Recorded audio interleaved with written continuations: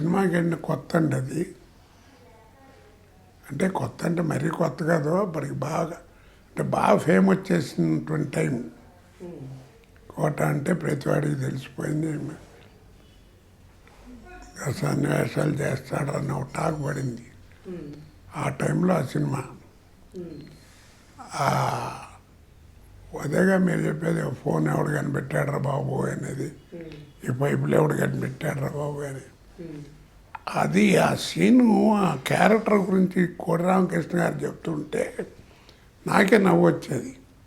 ఎందుకంటే ఆయన పర్సనాలిటీకి, ఆయన చేయటానికి చూస్తుంటే నవ్వు వచ్చేది.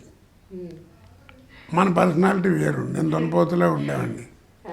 నా ముందు మరి ఆయన పుట్టాడులాగా ఇదిగా ఉండేవాడు. మరి అలా చేయాలంటే ఎలా నేను, నాకు అదొక అనుమానం.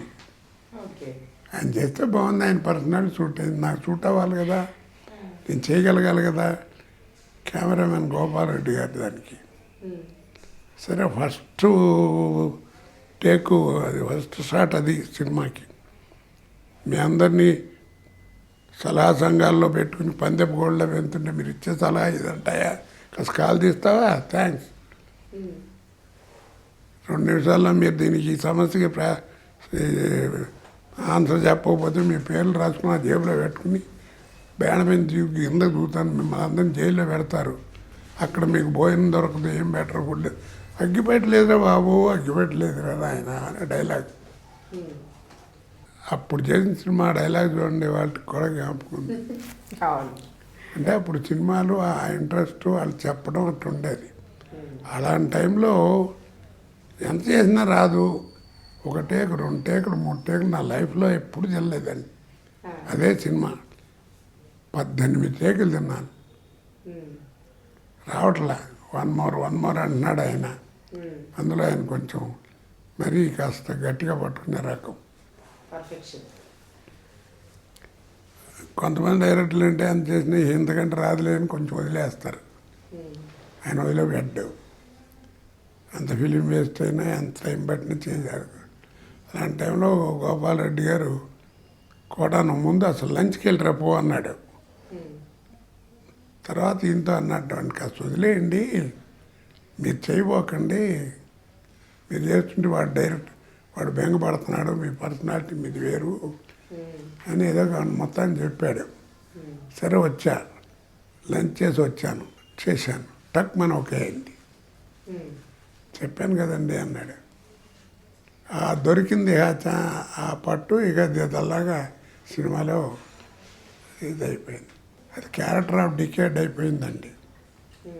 కాకపోతే నేను కంప్లైంట్ కాదు కానండి, కోడి రామకృష్ణ గారి దగ్గర ఎంత మొండోడో, ఎంత మంచి డైరెక్టరో, అంత హింసిస్తాడు కూడా మనిషిని, బాగా కష్టపెడతాడు.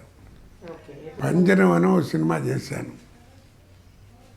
దాంట్లో మీనా నాకు వైఫ్గా చేస్తుంది. అంటే ఆ అమ్మాయి ఫ్యామిలీ, చంద్రమోహన్ గారు ఫాదర్, ఆ ఫ్యామిలీ ఇబ్బంది మీద ఆయన అందరికీ విషయం ఇచ్చేసి చచ్చిపోదామని డిసైడ్ అవుతాడు. అది అమ్మాయి చూస్తుంది, కలపడం అది చూసి ఇది లాభం లేదు, ఇట్లా ఉంటే మా నాన్న అయిపోతాడు, ఆయన కోసమైనా మనం బతికిట్టానికైనా ఇది చేయాలని. అప్పుడు పెద్దవాడైనా వీడు చేసుకుంటానంటే వీడికి చేసేస్తాడు, వీడిని చేసుకుని వచ్చేస్తుంది. వాడేంటంటే ముసలి ఉండాడుకు, ఇదేమో చిన్నపిల్ల, దాన్ని ఏడిపించడం, ఏమి చేయలేకపోవడం, పొద్దున్నే లేవగానే జుట్టంతా అమ్మాయి జుట్టంతా పాడు చేయటం, చీరంతా నలిపేయటం, ఎవరిని అడిగి తప్ప తెల్లవారు నిద్రపోనేం లేదు నన్ను లవ్యంగా అలా పెట్టడం. చాలా సినిమా అండి. ఓ రోజు నాకు ఇక్కడికి 30-40 కిలోమీటర్లు ఏదో పల్లెటూరు, ఆ పల్లెటూరులో సిగరెట్ కూడా దొరకదు, ఫోన్లు లేవు, ఏం లేవు. అప్పుడు ఈ సెల్ ఫోన్లు లేవు కదా. 101 టెంపరేచరు. అపోలో హాస్పిటల్లో ఉన్నా, నా మిసెస్ కూడా ఉంది అప్పుడు. ముక్క నరసింహారావు అని ఉన్నాడే, చచ్చిపోయాడు నటుడు, ఆయన ఇంట్రడ్యూస్ చేశాడు.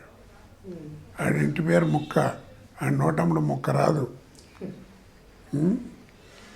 వాడు నా కొడుకు వేషం, ఇంకో అతను వెళ్ళిన పొడుగు కానీ వాడు పోయాడు అన్నారు.